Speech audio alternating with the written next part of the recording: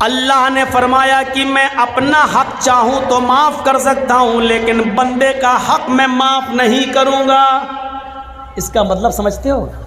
اس کا مطلب یہ ہے نماز بہت ضروری ہے، لیکن اگر چھوٹ گئی یا جان بوجھ کر اگر آپ نے چھوڑ دی، اللہ اگر چاہے تو معاف کر سکتا ہے۔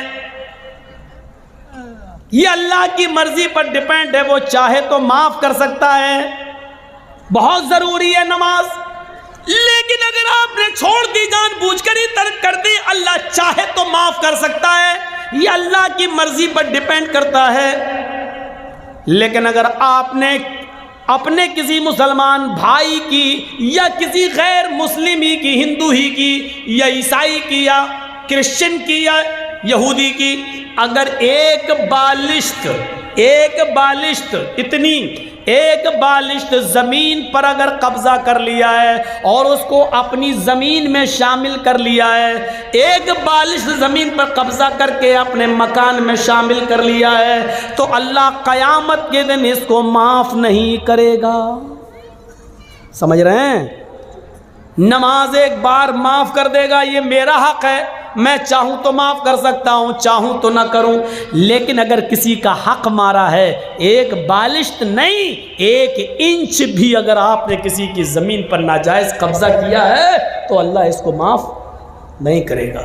نماز آپ نے چھوڑی تو اللہ معاف کر سکتا ہے، لیکن اگر آپ نے کسی کو ماں کی گالی دی، بہن کی گالی دی، یہ کبیرہ گناہ ہے، اس کو اللہ معاف نہیں کرے گا قیامت کے دن، جب تک کہ دنیا میں آپ کو آپ کے بھائی نے معاف نہ کیا ہو تو۔ جاؤ بیٹا جاؤ، ٹھیک ہے۔ یہ ہے سمجھانے کا اثر، سامنے ہی بیٹھ کر اور پہلی صف میں۔ اس کو کہتے ہیں چوری اور اوپر سے سینہ زوری۔ تم جیسے 360 مولوی روزانہ آئے، ہم ان کی نہیں مانے، تمہاری کیا مانیں گے؟ تم تو کل کے لونڈے ہو مولانا۔ یہ ہے ہمارا حال۔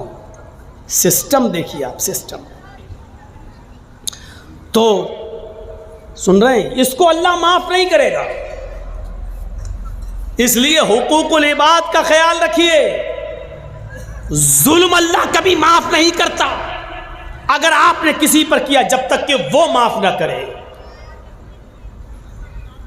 حاجی جب حج کے میدان میں ہوتا ہے اور آسمان سے ایک فرشتہ حج کے دن 9 تاریخ کو عرفہ کے میدان میں آ کر کہتا ہے، اے حاجیو، اپنے گناہوں کی معافی مانگنے والوں، اپنے گناہوں سے توبہ کرنے والوں، جاؤ، آج اللہ نے تمہیں گناہوں سے پاک و صاف کر دیا ہے۔ آج تم گناہوں سے ایسے ہی پاک ہو جیسے دھوبی کی بھٹی میں کپڑے کا میل کچیل صاف ہو جاتا ہے، جیسے کوئی بچہ اپنی ماں کے پیٹ سے پیدا ہونے کے بعد گناہوں سے پاک و صاف ہوتا ہے، جیسے وہ گناہوں سے بالکل پاک و صاف ہوتا ہے، ایسی اللہ نے تمہارے سارے گناہوں کو مٹا دیا، سارے گناہوں کو سے تمہیں پاک کر دیا۔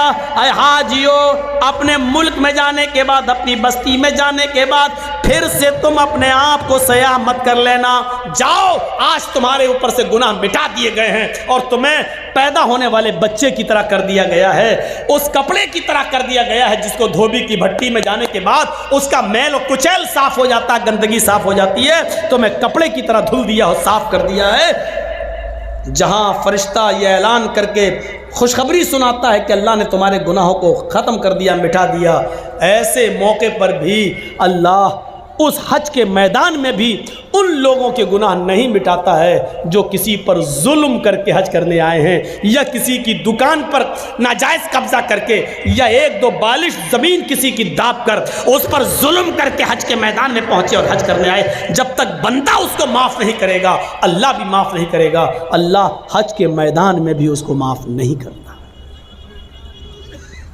اپنا حق معاف کر سکتا ہے اللہ، لیکن اگر آپ نے اللہ کے بندے کا حق مارا ہے تو جرجی صاحب اپنا حق معاف کر سکتے ہیں۔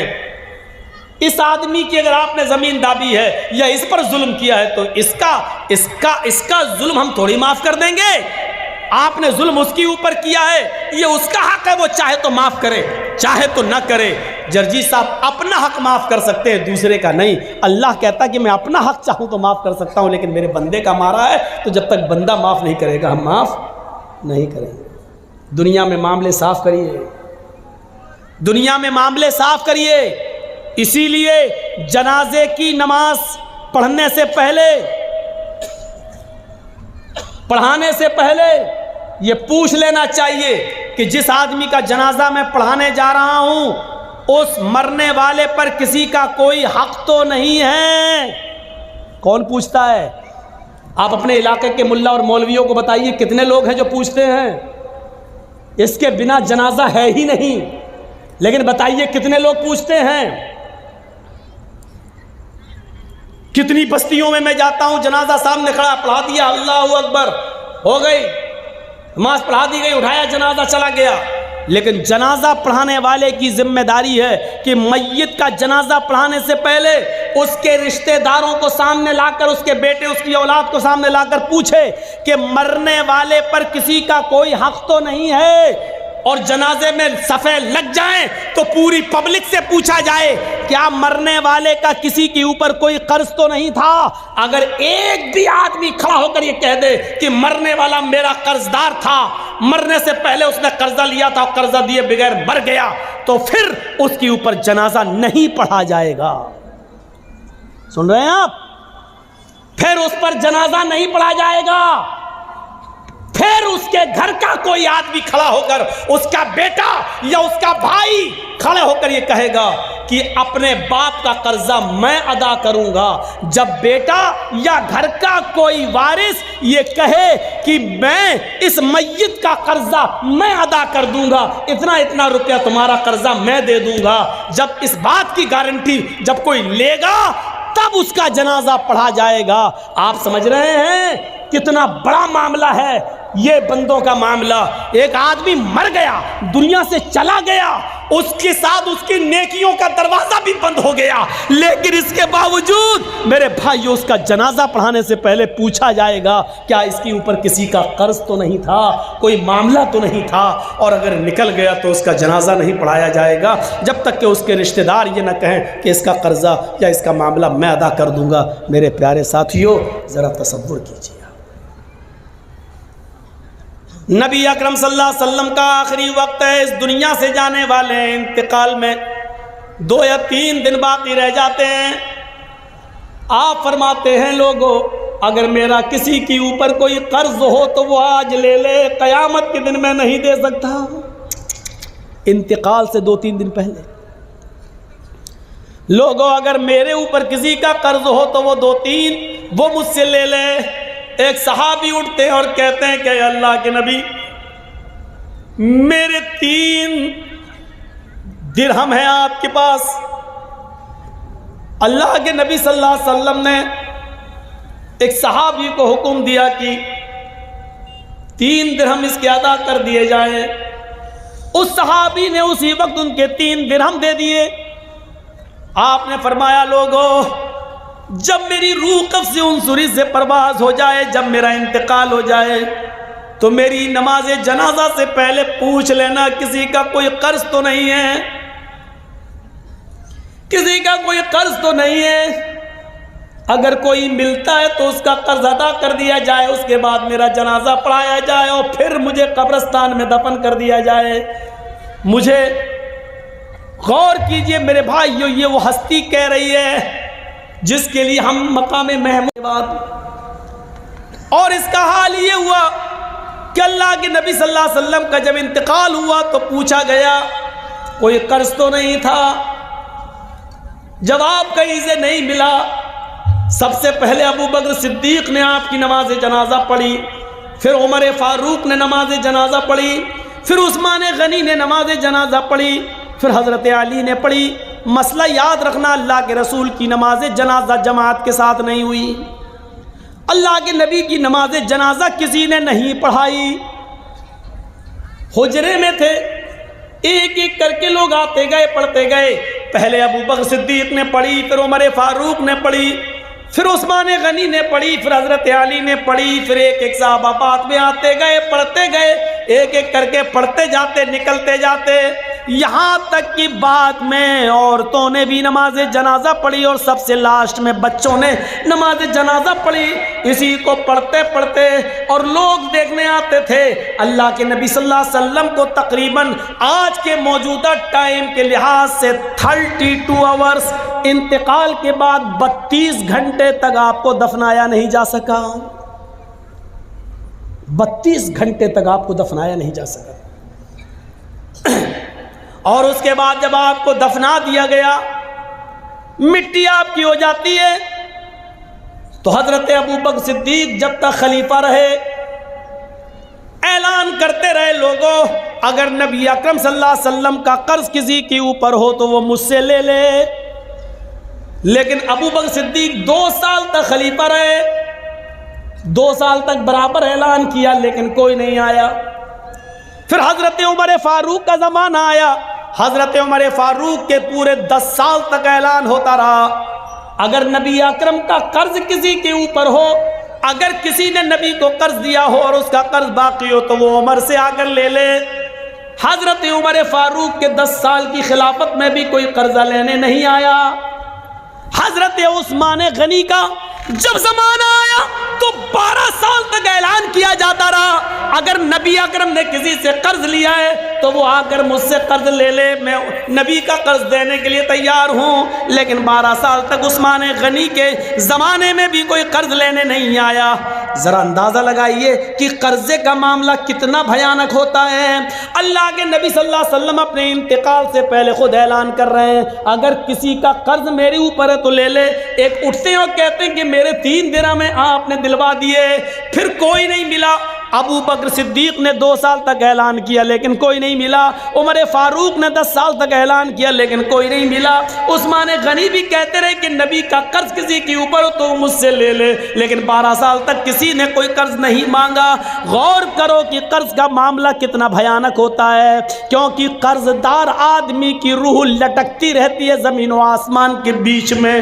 میرے پیارے ساتھیوں، جب تک اس کا قرض ادا نہ کر دیا جائے، میرے بھائیوں، یہ معاملہ بڑا عجیب و غریب رہتا ہے۔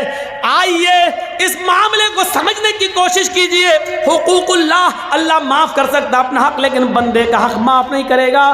اگر کسی نے کسی سے قرض لیا ہے تو پہلی فرصت میں قرض ادا کر دے، پہلی فرصت میں قرض ادا کر دے، کیونکہ نمازیں بیکار ہو جاتی ہیں، روزے بیکار ہو جاتے ہیں، حج بیکار ہو جاتا ہے، حج۔ اسی لیے فرمایا کہ قرضہ لے کر حج جیسی عبادت بھی آپ کرنے نہیں جا سکتے ہیں۔ قرضہ لے کر قربانی آپ کر سکتے ہیں، لیکن ایک وعدہ کیجئے، قرضہ جس آدمی سے لے رہے ہیں اس سے وعدہ کیجئے کہ 1 مہینے میں آپ کا قرضہ دے دوں گا، آپ مجھے 12,000 15,000 روپے بطور قرض دے دیجئے تاکہ ہمیں خصی لے لیں اور قربانی کر دیں۔ قرضہ لے کر قربانی کی جا سکتی ہے، لیکن اگر آپ کو یہ اندیشہ ہو کہ ہم اس کا قرضہ ادا نہیں کر پائیں گے تو پھر قرضہ لے کر قربانی کرنا بھی آپ کے لیے جائز نہیں ہے۔ اگر آپ کو یقین ہے کہ قرضہ ہم دے سکتے ہیں تو 1 مہینہ 2 مہینے کی اجازت لے کر قرضہ لے سکتے ہیں، لیکن قرضہ لے کر حج کرنے نہیں جا سکتے، کیونکہ قرضدار پر حج ہے ہی نہیں۔ قرضدار پر حج نہیں، حج تو اس پر فرض ہے جو صاحب استطاعت ہو۔ من استطاع الیہ سبیلا، جو ان استطاع الیہ سبیلا، اگر تم وہاں تک جانے کی طاقت رکھتے ہو تو حج کرو، تو حج کرو۔ اگر وہاں تک جانے کی طاقت نہیں، استطاعت نہیں ہے تو آپ حج نہ کرو۔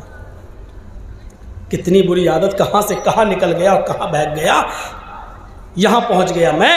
تو میں کہہ یہ رہا تھا کہ ہم اپنے دوستوں کو کھلا سکتے ہیں، دشمنوں کو نہیں، لیکن اللہ رب العالمین کو دیکھیے، وہ اپنے دوست و دشمن سب کو کھلاتا ہے، مومن و کافر سب کو کھلاتا ہے، یہ ہے رب العالمین۔ اس کے بعد آئیے دوسری آیت پر، الرحمن الرحیم، کتنی بڑی نعمت ہے، وہ بڑا ہی رحم کرنے والا، انتہائی مہربان ہے۔ اللہ کتنا بڑا مہربان ہے یہ سمجھنے کے لیے بعد میں ہم آپ کو اس طرف بعد میں آئیں گے. پہلے یہ سوچئے, اللہ کہتا ہے کہ میرے پاس رحمت کے 100 درجے ہیں. اس بات کو ذرا غور سے سنیے گا, یہ سمجھ گئے تو پوری تقریر سمجھ جائیں گے. اللہ نے کہا میرے پاس رحمت کے 100 درجے. اللہ نے کہا مطلب اللہ کے نبی نے کہا, اللہ نے فرمایا, یعنی حدیث قدسی. اللہ کے نبی فرماتے ہیں کہ اللہ نے فرمایا میرے پاس رحمت کے 100 درجے ہیں. دنیا میں جو تم رحم و کرم, محبت و الفت دیکھ رہے ہو, یہ ایک درجہ میں نے دنیا میں اتارا ہے. رحمت کے 100 درجوں میں سے صرف ایک درجہ میں نے دنیا میں اتارا ہے. 99 درجے میں نے اپنے پاس رکھے ہیں. اب میں کسی سے پوچھوں رحمت کے کتنے درجے ہیں؟ 100. اور دنیا میں اللہ نے کتنا درجہ اتارا ہے؟ ایک, صرف ایک. ایک مرغی کو دیکھیے آپ, مرغی بلی کو دیکھتی ہے فوراً بھاگتی ہے, لیکن وہی مرغی جب انڈوں پر بیٹھتی ہے اور انڈوں سے چوزے نکلتے ہیں, اور مرغی جہاں سڑک پر دانا چگتی ہے اپنے بچے اس کے پیچھے پیچھے آتے ہیں, اچانک بلی کو دیکھتی ہے مرغی تو بھاگتی نہیں ہے. اب آپ دیکھیے وہ مرغی اب بھاگ نہیں رہی ہے, کیونکہ جانتی اگر میں بھاگوں گی تو میرے بچے مارے جائیں گے. وہ مرغی اپنے پروں سے کھول کر اپنے بچوں کو سمیٹتی ہے اور بلی کے سامنے سینہ تان کے کھڑی ہو جاتی ہے. اس مرغی کے اندر اپنے بچوں کی محبت اور اپنے بچوں کی الفت کے لیے پروں کا کھول دینا اور اپنے بچوں کا سمیٹ لینا, یہ اسی ایک درجے محبت کا حال ہے. یہ اسی ایک درجے محبت کا حال ہے, 99 درجے نہیں. ایک کتیا جب اس کے بچے پیدا کرنے کا وقت آتا ہے تو آپ دیکھیے کتیا بھی ایسی جگہ تلاش کرتی ہے کہ ہم اپنے پیٹ سے اپنے بچوں کو جنم دے سکیں جہاں دوسرے کتے نہ پہنچ پائیں اور خطرناک جانور وہاں پہنچ کر ہمارے بچوں کو مار نہ ڈالیں. آپ نے دیکھا کبھی وہ کتیا بھی ایسی جگہ تلاش کرتی ہے جہاں اس کے بچے محفوظ رہ سکیں. یہ محبت اس کتیا کے اندر کس نے ڈالی؟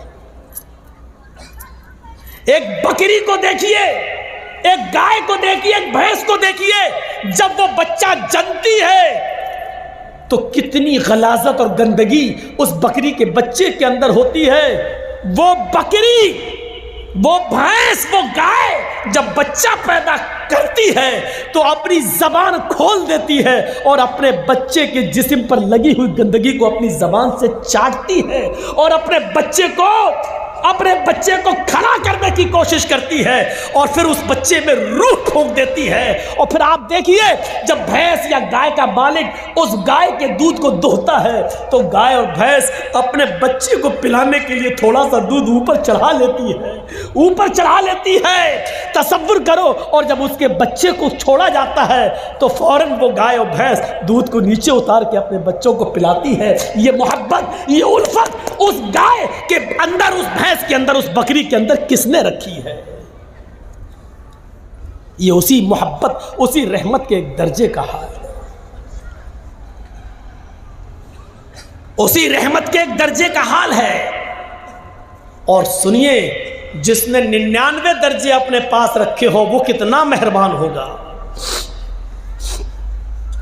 ایک بکری جب اپنے بچے پر اتنا مہربان ہے, ایک کتیا اپنے بچے پر اتنا مہربان ہے, ایک مرغی اپنے بچوں کے لیے اتنا مہربان ہے, تو سوچئے یہ ابھی ایک درجہ ہے. ابھی ہم انسانوں پر نہیں آئے, ابھی ہم انسانوں پر نہیں آئے. حضرت عمر فاروق فرماتے ہیں ایک جنگ کے اندر کچھ قیدی گرفتار کیے گئے اور گرفتار کر کے ان کو جناب محمد رسول اللہ کے سامنے لایا گیا. ایک جنگ کے اندر کچھ قیدیوں کو گرفتار کیا گیا اور ان قیدیوں کو محمد رسول اللہ کے سامنے پیش کیا گیا. ان قیدیوں میں ایک عورت بھی تھی. جو قیدی قید کر کے لائے گئے, جو مجرم قید کر کے لائے گئے, ان مجرمین کی لسٹ میں, ان قیدیوں کی لسٹ میں ایک عورت بھی تھی. اس کا بچہ کہیں شیر خوار بچہ دودھ پیتا بچہ کہیں گم ہو گیا تھا، کہیں کھو گیا تھا، دودھ پیتا بچہ. یہ عورت جب اللہ کے نبی صلی اللہ علیہ وسلم کے سامنے پیش کی گئی اور جو قیدی نبی کے سامنے پیش کیے گئے، اس عورت کو ہوش نہیں ہے کہ ہم کو نبی کے سامنے پیش کیا گیا ہے، کیا سزا ملے گی. اس کا دماغ اپنے بچے کی طرف لگا ہوا ہے. وہ اپنے بچے کے بارے میں سوچتی ہے کہ میرا دودھ پیتا بچہ کہاں ہوگا. یہاں تک کہ وہ نبی اکرم صلی اللہ علیہ وسلم کے حکم کے مطابق قیدیوں کو ایک میدان میں جمع کر دیا گیا. اس میدان میں اس عورت کو بھی لایا گیا. وہ عورت جس بھی چھوٹے بچے کو دیکھتی، جس چھوٹے بچے کو دیکھتی، جس دودھ پیتے بچے کو دیکھتی، اس سے چھین لیتی اور اپنے پستان سے اس بچے کو لگا کر دودھ پلانے لگتی. اللہ کے نبی نے پوچھا ایسا یہ عورت کیوں کر رہی ہے؟ جس عورت کے بچے کو دیکھتی یہ پکڑ لیتی اور اپنے پستان کا دودھ پلانے لگتی، ایسا کیوں ہے؟ جواب ملا ہے اللہ کے نبی، اس عورت کا بچہ کہیں گم ہو گیا ہے، اس لیے یہ ہر بچے کو اپنا بچہ سمجھ رہی ہے. اللہ کے نبی نے اس عورت کی اس محبت کو دیکھا، اس عورت کی اس رحمت کو دیکھا جو دوسروں کے بچے کو اپنا بچہ سمجھ رہی ہے. اللہ کے نبی صحابہ سے سوال کرتے ہیں، آئے میرے ساتھیو، اگر اس کو اس کا بچہ مل جائے اور پھر اس عورت سے کہا جائے کہ اپنے بچے کو آگ میں پھینک دو، تو تم کیا امید رکھتے ہو کیا یہ عورت اپنے بچے کو آگ میں ڈال دے گی؟ تصور کرو نبی کا سوال. جو عورت دوسرے کے بچے کو اپنا بچہ سمجھ رہی ہے، اگر اس کو اس کا بچہ مل جائے پھر اس عورت سے کہو کہ اپنے بچے کو آگ میں ڈال دے، جلتی ہوئی آگ میں ڈال دے، تو کیا وہ ڈال دے گی؟ صحابہ نے کہا نہیں، ہرگز نہیں. اس کی محبت یہ کبھی گوارا نہیں کرے گی کہ وہ اپنے بچے کو آگ میں ڈال دے. اللہ کے نبی فرماتے ہیں میرے ساتھیوں، رب کی رحمت کے 100 درجوں میں سے ایک درجہ رحمت کا یہ حال ہے کہ وہ اپنے بچے کو آگ کے حوالے نہیں کر سکتی ہے. جس کے پاس 99 درجے رحمت ہو وہ قیامت کے دن اپنے بندے کو جہنم کی آگ میں کیسے ڈالے گا؟ اس کی رحمت یہ کیسے گوارا کرے گی کہ اپنے بندے کو جہنم میں ڈال دے؟ لیکن بندے گناہ کر کر کے، شرک کر کر کے، بدعتیں کر کر کے، شراب نوشی کر کر کے، حرام کھا کھا کر، حرام کی کاروبار کر کر کے اپنے آپ کو خود جہنم میں لے جاتے ہیں، تو اس میں اللہ کی رحمت پھر غضب میں بدل جاتی ہے.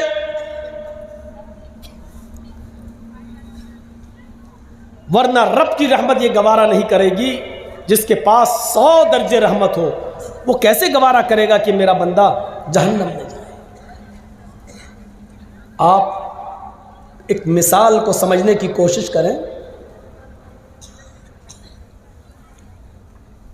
آپ کی بیٹی ہے، شادی ہوئی، آپ نے بہت سے برتن اس کو جہیز میں دیے، کانچ کے 2 برتن، کانچ کے 2 گلاس، شیشے کے 2 گلاس آپ نے اس کو دیے، بہت سے برتن دیے، لیکن 2 گلاس رکھے ہوئے تھے الماری میں،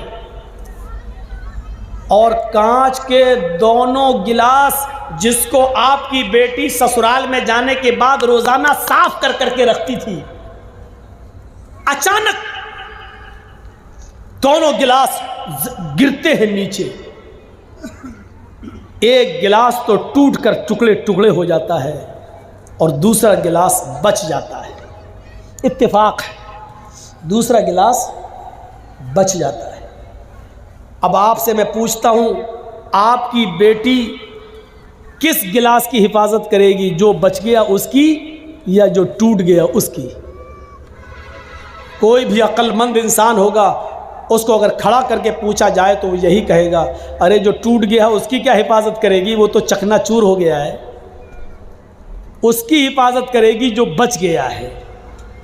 تو جو گلاس بچ گیا اس کو اٹھائے گی، اس کو پوچھے گی اور پھر رکھ دے گی، اور جو ٹوٹ گیا चकनाचूर हो गया।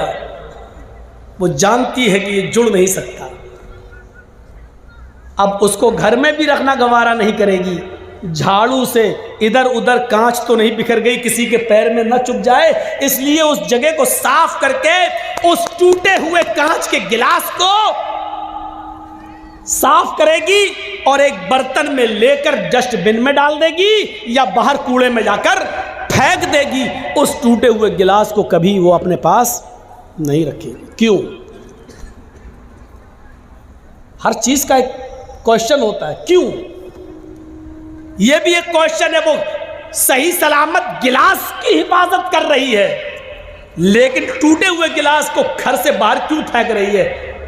इस क्यों का जवाब है, सही सलामत गिलास की हिफाजत इसलिए कर रही है क्योंकि वो काम की चीज है, वो पीने के काम आएगा, मेहमानों को पानी पिलाने के काम या चाय पिलाने के काम या दूध पिलाने के काम आएगा। लेकिन टूटा हुआ बर्तन किसी काम का नहीं, इसलिए उसको बाहर फेंक रही है। चलिए, अब मैं आपसे पूछता हूं कि एक मां के दो बेटे हैं, दोनों बेटे जवान हैं। एक पढ़ लिख कर बहुत काबिल हो गया है, उसकी सरकारी सर्विस लग गई है, उसको 1 लाख रुपया महीना मिल रहा है। मां बूढ़ी हो चुकी है, बाप का इंतकाल हो चुका है। वो बेटा 1 लाख रुपया महीना कमाता है, 50,000 रुपये महीना कमाता है,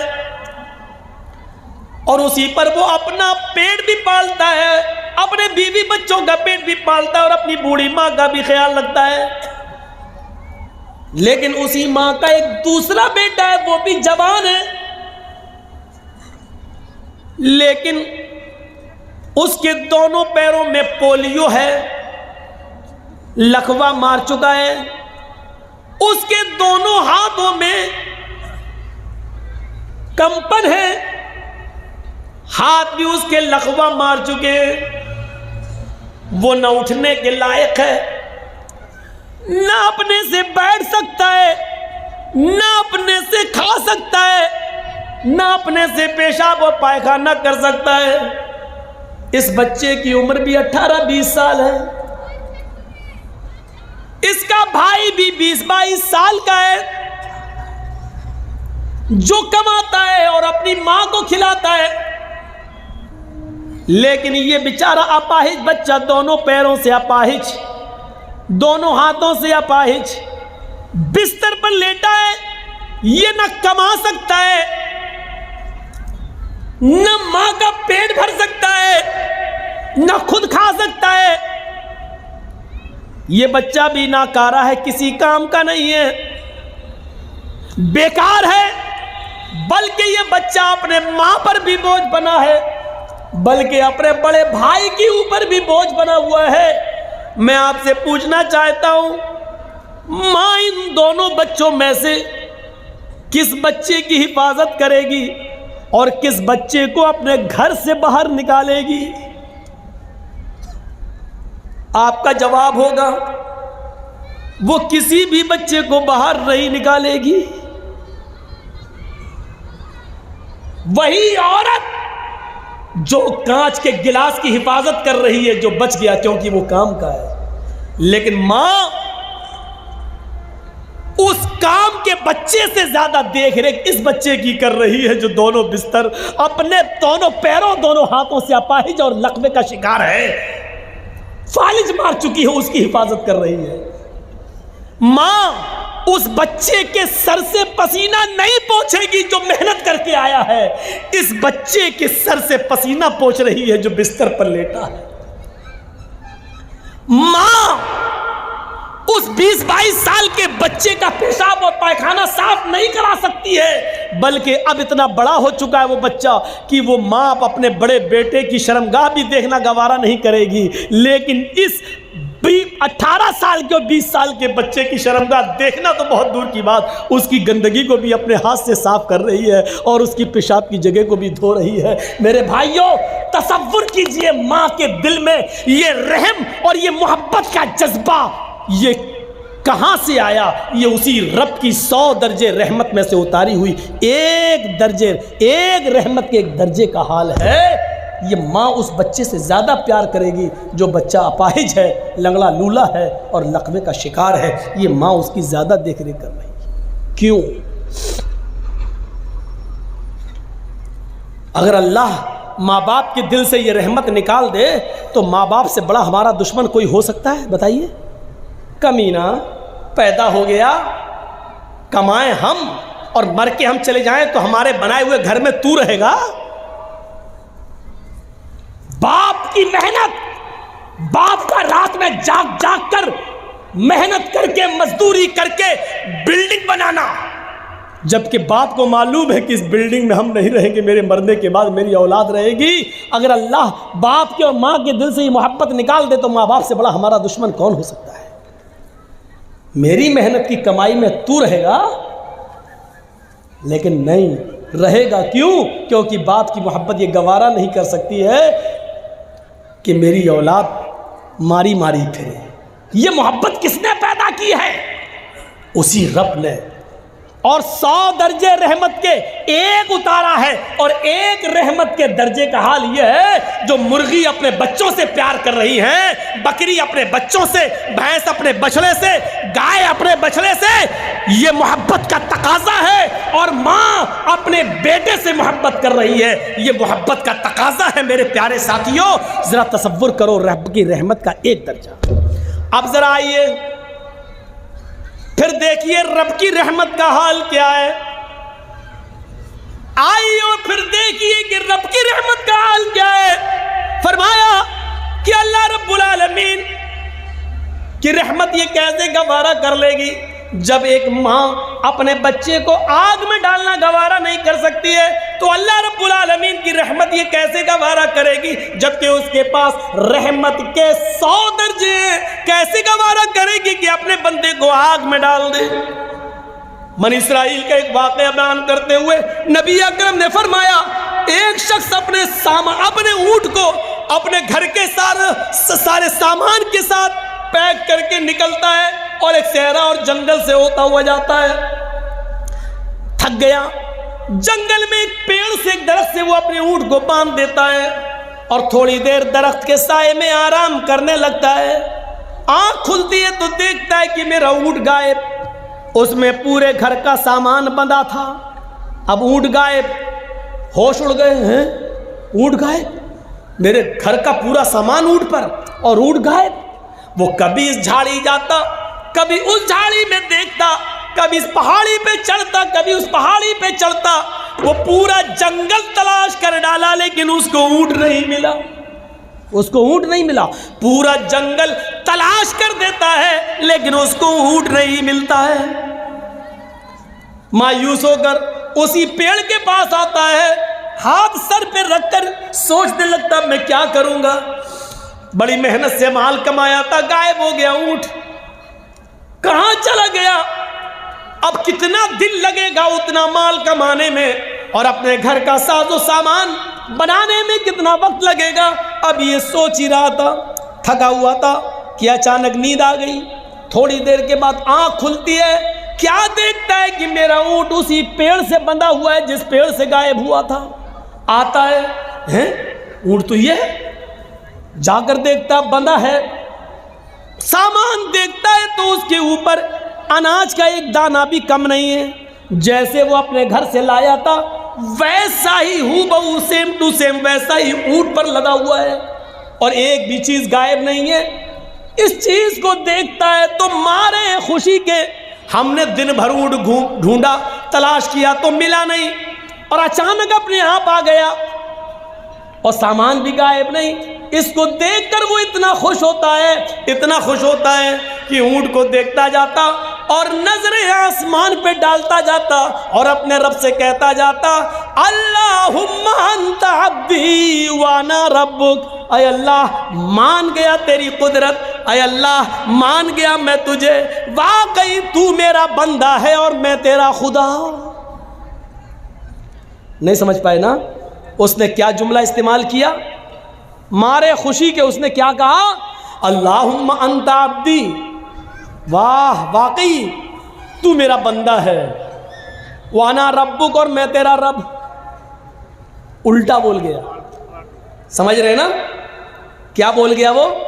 اس کو بولنا یہ چاہیے تھا کہ واقعی میں تیرا بندہ اور تو میرا رب ہے، لیکن اونٹ پا گیا، سامان لدا ہے، خوشی میں اس کو پتہ نہیں ہے، دماغ سے ہٹ گیا. اتنی خوشی ہوئی اس کو، اتنی خوشی ہوئی کہ اس کا دماغ ٹھکانے نہیں رہا، اور مارے خوشی میں کہہ گیا اللہم انت عبدی وانا ربک، واقعی تو میرا بندہ اور میں تیرا رب ہوں. اللہ نے جملے سنے تو مسکرا دیا. یہ مسکرانے والا جملہ تھوڑی ہے. اب میرا بیٹا خوشی میں اگر یہ کہہ دے کہ میں تمہارا باپ ہوں تم میرے بیٹے، بھائی کوئی چیز میں لا کے اس کو دوں خوشی میں جو اس کو بہت پسند ہو، اور خوشی خوشی کہتے باپ تم میرے بیٹے ہو میں تمہارا باپ، تو ہم ناراض تھوڑی ہوں گے. ہم تو خوش ہوں گے کہ دیکھو خوشی میں بیچارہ ایسا کہہ رہا ہے، جبکہ کہنا یہ چاہتا تھا کہ ہاں تم میرے پیارے ابو ہو اور میں تمہارا بیٹا، لیکن دھوکے سے اس کے منہ سے نکل گیا مارے خوشی کے ہاں میں تمہارا باپ ہوں تم میرے بیٹے. یہ باپ اچھی طرح جانتا ہے کہ بیٹا مذاق میں کہہ رہا ہے یا دھوکے سے نکل گیا، یہ صحیح میں کہہ رہا. یہ باپ جانتا، اور رب جانتا ہے کہ میرا بندہ یہ کہنا نہیں چاہ رہا تھا، لیکن دھوکے سے خوشی میں اس کی زبان سے یہ جملہ نکلا، اس لیے وہ مسکرا رہا ہے. اگر یہی جملے اس نے جان بوجھ کر کہے ہوتے تو معاف کیجئے گا وہ کہیں کا نہیں رہتا. اتنے خطرناک جملے تو فرعون نے بھی استعمال نہیں کیے. فرعون بھی لوگوں سے کہتا تھا انا ربکم الاعلی، مجھے اپنا رب کہو میں تم سب کا رب ہوں. فرعون بھی لوگوں سے یہ کہتا تھا میں تمہارا رب ہوں، لیکن فرعون نے کبھی اللہ سے نہیں کہا کہ میں تیرا بھی رب ہوں. فرعون نے کبھی زندگی میں اپنے رب سے نہیں کہا اے اللہ میں تیرا بھی رب ہوں. وہ لوگوں سے کہتا تھا انا ربکم الاعلی، میں تمہارا رب ہوں تم مجھے اپنا رب مانو. لیکن اس کے باوجود اللہ نے کیا کیا؟ اس کو دریا میں غرق کر دیا، ڈبو دیا اور مار ڈالا، اور اس کی لاش کو سمندر سے باہر پھینک دیا. آج بھی مصر کے میوزیم میں اس کی لاش نشان عبرت بنی ہوئی ہے. آج بھی اس کی لاش دیکھ لو جو دیکھنا چاہے. آج بھی زمین اس کو ایکسیپٹ نہیں کرتی ہے.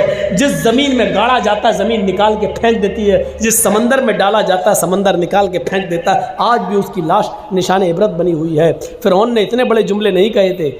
اس نے یہ کہا تھا میں تمہارا رب ہوں، لیکن اللہ سے کبھی نہیں کہا تھا میں تیرا رب ہوں. لیکن اس نے تو اللہ ہی کو اپنا بندہ کہہ دیا، اور اپنے آپ کو رب کا اللہ کا رب کہہ دیا.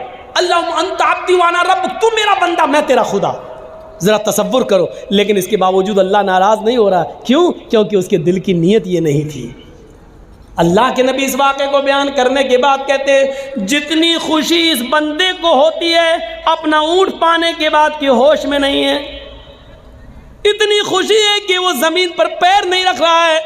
جب ایک گناہگار بندہ رات کی تاریکی میں نفل نماز پڑھنے کے بعد جب ساری دنیا سو رہی ہو، پھر وہ اٹھ کر وضو بنائے اور رات کے اندھیرے میں اٹھ کر رفع یدیہ الی السماء، اپنے دونوں ہاتھوں کو آسمان کی طرف اٹھا لے اور پھر اپنے گناہوں کی معافی اللہ سے مانگے. اے اللہ، اللہم اغفر ذنوبی، اللہم اغفر لی، اللہم اغفر لی، اللہم اغفر لذنوبنا وارحمنی واستر عیوبنا. یہ ساری دعائیں وہ مانگنے لگے اور پھر وہ رب کو راضی کرے کہ اللہ ہمارے گناہوں کو بخش دے، ہمیں معاف کر دے، ہم پر رحم فرما. اللہ کے نبی فرماتے ہیں جب ایک گناہگار بندہ اپنے رب کے سامنے اپنے دامن کو پھیلا لیتا ہے، اپنی جھولی پھیلا لیتا ہے اور رب کے سامنے اپنے ہاتھ اٹھا کر دعا مانگتا ہے اے اللہ مجھے معاف کر دے، میرے گناہ بخش دے، تو اللہ تعالیٰ کو اس بندے سے بھی زیادہ خوشی ہوتی ہے جو ابھی مارے خوشی کہ یہ کہہ گیا تو میرا بندہ میں تیرا رب. جتنی خوشی اس انسان کو ہوتی ہے اپنا اونٹ پانے کے بعد، اللہ کو اس سے کہیں زیادہ گناہ، کتنی زیادہ گناہ، کئی زیادہ بڑھ کر اللہ تعالیٰ کو خوشی ہوتی ہے جب کوئی گناہگار بندہ اس کے سامنے اپنے گناہوں کی توبہ کرتا ہے، اپنے آپ کو کہتا ہے کہ اللہ مجھے معاف کر دے. اللہ کو اس سے بھی زیادہ خوشی ہوتی ہے. یہ اس کا رحم و کرم ہے کہ گناہ کرنے کے باوجود وہ اپنے بندے کو معاف کرتا رہتا ہے. ہاں تو کر رہے ہیں، ہم کو 12:30 بتایا گیا تھا اس لیے. ٹھیک ہے. تو میرے بھائیوں یہاں سے آپ اندازہ لگائیے کتنا مہربان ہے وہ اللہ. اور سنیے ایک چیز آپ کو پوائنٹ کی بتا دیتا ہوں. ہمارے صدر محترم جو اس جلسے کے ہیں انہوں نے کہا آج پہلا دن ہے اس لیے تھوڑا سا جلدی ختم ہو جانا چاہیے، تو میں بس ایک بات بتا کر اپنی بات کو ختم کر دوں گا. بہت قیمتی بات بتا رہا ہوں میں آپ کو، سن لیجیے میرے پیارے ساتھیوں، اس کو غور سے سنیے. اللہ رب العالمین نے تقریباً 20 سے زیادہ، قرآن پڑھیے آپ، 20 بار 20 سے زیادہ بار یا عبادی کہہ کر اپنے بندے کو پکارا. یا عبادی یا عبادی، بلکہ بڑے سے بڑے گناہگار کو بھی یہی کہا، قل یا عبادی قل یا عبادی الذین اسرفوا علی انفسہم لا تقنطوا من رحمت اللہ. اس پیار و محبت بھرے جملے کو سنیے. بندہ گناہگار ہے، اتنا گناہگار ہے کہ اس نے زمین و آسمان بھر کر گناہ کر رکھے ہیں. اس کو بھی اللہ یہ نہیں کہہ رہا بھاگ، تو گناہگار ہے میرے دربار میں مت آنا. اس کو بھی اللہ کیا کہہ رہا، آئے میرے بندو، قل یا عبادی الذین اسرفوا علی انفسہم، آئے میرے بندو اگر گناہ کر کر کے تم نے زمین و آسمان بھر لیے ہو، اگر بہت زیادہ گناہ کر کے اپنے آپ کو سیاہ کالا کر لیا ہو، اگر گناہ کر کر کے تم نے زمین و آسمان بھی بھر ڈالے ہو، لا تقنطوا من رحمت اللہ، تب بھی تم اللہ کی رحمت سے مایوس مت ہو جاؤ، اللہ کے رحم و کرم سے مایوس مت ہو جاؤ. اگر توبہ کرو گے تو ہم آج بھی تمہیں معاف کرنے کے لیے تیار ہیں، اگر بخشش مانگو گے تو آج بھی میں تمہیں بخشنے کے لیے تیار ہوں. 20 سے زیادہ بار اللہ نے قل یا عبادی کہا ہے. اے میرے بندو، اے میرے بندو میرے پاس تو آؤ، میرے بندو مجھ سے گناہوں کی معافی تو مانگو، میرے بندو میرے پاس گڑ گڑاؤ تو رو تو صحیح، ہم تمہیں آج بھی معاف کرنے کے لیے تیار ہیں. اگر 20 مرتبہ یا عبادی کا ہے تو قرآن پڑھیے 300 سے زیادہ 300 سے زیادہ اس نے رحمت کا لفظ استعمال کیا ہے، رحمت کا لفظ استعمال کیا ہے. یہ میری رحمت، یہ میری رحمت، یہ میری رحمت. اور ایک لفظ تو ایسا کہہ دیا ہے، رحمتی وسعت کل شیء، رحمتی وسعت کل شیء. اے میرے بندو میری رحمت ہر چیز کو گھیرے ہوئے، میری رحمت ہر چیز پر چھائی ہوئی ہے. میری رحمت کے سائے میں آؤ تو صحیح. اے میرے بندو میری رحمت کے دائرے میں آؤ، ہم تم پر بھی اپنی رحمت نثار کر دیں گے، ہم تم پر بھی اپنی رحمت کا سایہ کر دیں گے. یہ الرحمن الرحیم، یہ رب کی رحمت ہے. ماں باپ، بھیڑ بکری، دمبا، مرغی، کتا کتیا اور جانوروں کی رحمت اور انسانوں کی رحمت بھی سنی، اور رب کی رحمت بھی آپ نے سنی. یہ سب رب کی رحمت کے 100 درجوں میں سے ایک درجے کا حال ہے، الرحمن الرحیم. میں 2 ہی آیتوں پہ چل پایا، الحمدللہ رب العالمین الرحمن الرحیم. ابھی رحمان الرحیم پر اور بھی باقی ہے. میرے پیارے ساتھیوں، کل کوئی دوسرا ٹاپک آپ کے سامنے رکھیں گے. ہم یہاں سے یہ سوچ کر اٹھیں کہ اللہ رب العالمین ہے اور رحمان الرحیم ہے، وہ مہربان ہے، وہ جس طریقے سے سب کو پالتا اور پوستا ہے، اس کی نظر میں کوئی دوست و دشمن نہیں، وہ سب کو دیتا ہے. تو ہمیں اور آپ کو بھی اس کو رب سمجھنا چاہیے اور اس کی رحمت کا فائدہ اٹھانا چاہیے، اپنے گناہوں کی معافی مانگنا چاہیے، اور اس رب نے جو ہمیں زندگی دی ہے، اس رب کی دی ہوئی زندگی کو اسی رب کے بنائے ہوئے قانون کے مطابق ہمیں چلنے کی کوشش کرنی چاہیے. ہم اللہ سے دعا کرتے ہیں کہ بارے الہ ہماری خطاؤں کو معاف فرما دے، ہمارے گناہوں کو بخش دے، ہم مسلمانوں پر رحم فرما. اے اللہ ہمیں اپنی ربوبیت کو سمجھنے کی توفیق عطا فرما، اور ہمیں رب العالمین کے رحمان و رحیم سے ہم کو رحمت طلب کرنے کی توفیق عطا فرما. جب تک تو ہمیں زندہ رکھ، اسلام پہ زندہ رکھنا، جب ہمارا خاتمہ ہو تو ایمان پر ہمارا خاتمہ فرمانا. وما علینا الا البلاغ المبین، وآخر دعوانا ان الحمد للہ رب العالمین. السلام علیکم ورحمۃ اللہ.